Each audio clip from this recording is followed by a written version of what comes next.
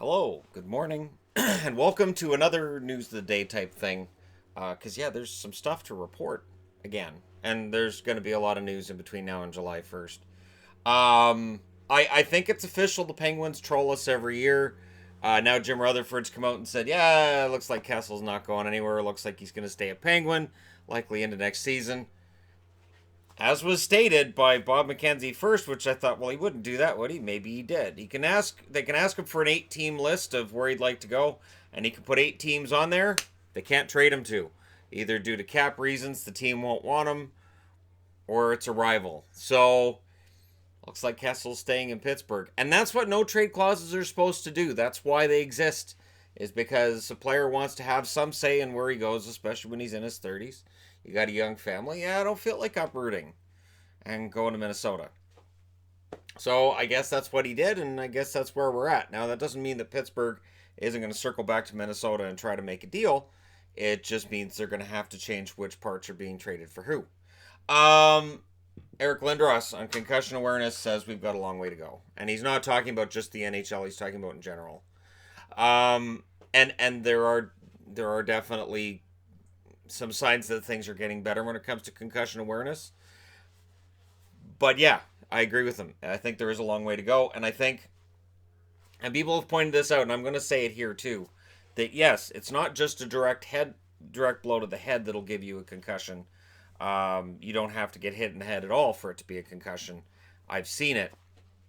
But the NHL's got to figure something out, and I think it'll probably start with the lower leagues. It feels like there's going to be something done at junior level and with kids to help to prevent theirs, and then it'll seep up to the NHL, which that's not how it's supposed to work, but it feels like that's the way that they're going.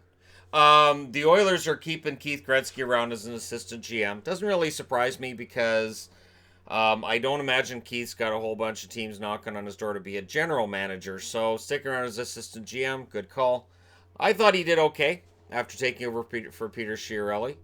And if we're going to talk about the extension for Koskinen, apparently that was a team decision where upper management all made that decision. So you can't put that on Gretzky. You can't even put that on Chiarelli. So it's one of those things.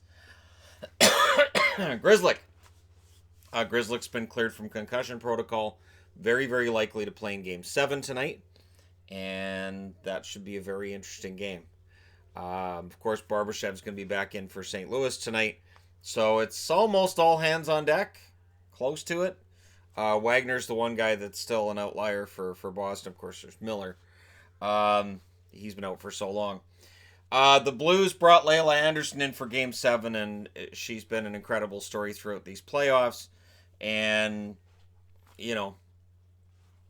it's one of those stories that, as a Bruins fan, it's like, really? You guys got to make it that difficult, huh? For me to, if Boston were to win tonight, to really kind of, I hope they don't show this girl crying if Boston wins, because that would suck. I'm being completely honest. That's just awful. So yeah, it's one of those things that leaves me kind of torn. We'll see. I have a funny feeling once the game starts, I'll be fine. So that's news for tonight's game, and then there's the rumor that's out there, and it seems to have some oxygen from people who might know what they're talking about. So I'll report on it here. Gostisbehere rumored to be potentially headed to the Montreal Canadiens for Paul Byron and Andrew Shaw.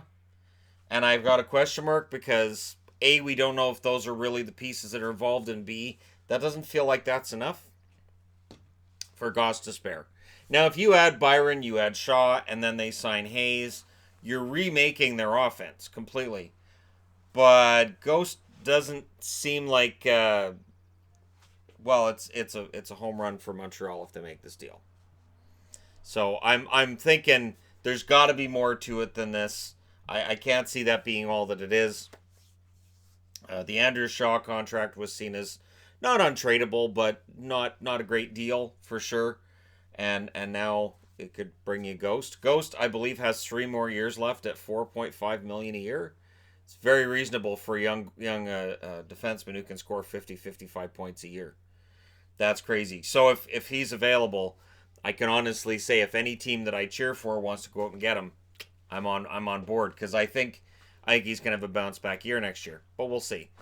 He did have some rough patches defensively. He has some rough patches, and then he got off to a slow start offensively. Well, you can be a poor defensive defenseman and awesome offensively, but you can't be a poor defensive defenseman and not be putting the puck in the net as well. So that's where he fell fell out of the good graces with the Flyers, and it feels like he kind of got it together by the end of the year.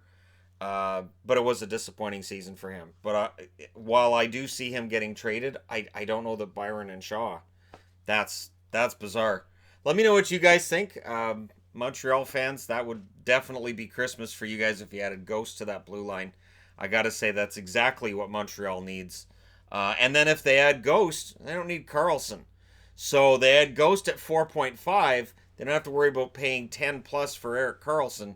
It's a win-win, and Shaw and Byron are off the books, and they've got room to bring in a couple of young kids. I like Paul Byron a lot. Byron's a popular guy, but he does have that air of a guy that you can replace from within in all likelihood. So we'll see what happens. Let me know what you guys think in the comment section below. As always, don't forget to hit like and subscribe if you're browsing your way through. And for people who wonder why I don't report on 98% of the rumors you're hearing right now, it's because a lot of them, it's just speculation. It's just some guy puts out there, I think this team's trying to trade this guy, and it makes sense to me if they're trying to get that guy from that team. And then before you know it, all these sources are all reporting themselves as sources. And, oh, look, now we've got 10 different websites reporting on it. And then when I look into it, I go, okay, so there's nothing to this. So this is the only one I've seen that feels like maybe there's something to it. Sort of like when Kessel was apparently being traded to the Wild, and then it didn't happen because Kessel said, I'm not going to Minnesota. So there you go. Let me know your thoughts as always.